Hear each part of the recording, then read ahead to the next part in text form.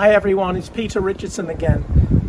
Today I wanted to talk to you very quickly about my intercultural contact class, and I wanted to give you a little sample about the kind of things that I talk about. So for example, think about having guests. Think about welcoming somebody that you've never had them round your house before, and you've invited them to your house for the first time. Now, as you well know, if this happens in Japan, it's quite a formal context. And the host and the guest are very polite with each other.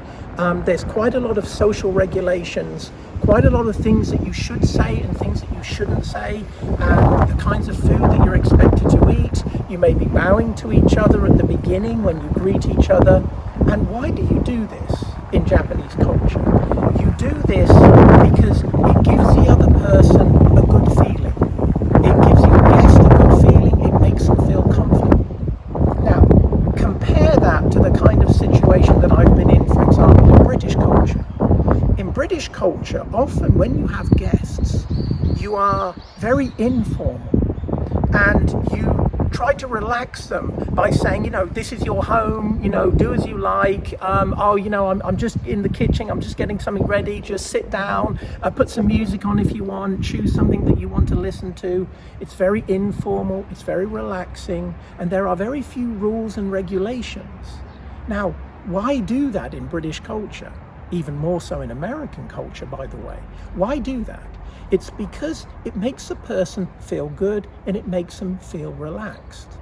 Now, what's interesting is in Japanese culture, you're almost doing the opposite of what you would do in British and American culture. Now, to make it even more interesting, I noticed in Taiwanese and in Thai culture that often when you had a guest in your house, people would push a little bit when they offered you something. So if they offered you something to drink or they offered you something to eat, they would insist, and they would almost politely force you to keep drinking and keep eating.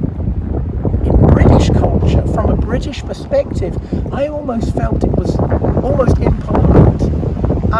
And so it's interesting, in different cultures, you'll communicate in different ways in order to make the person feel welcome, in order to make them feel good. But what makes people feel welcome, what makes people feel good in different cultures is different. And so it's something very useful for us to discuss in intercultural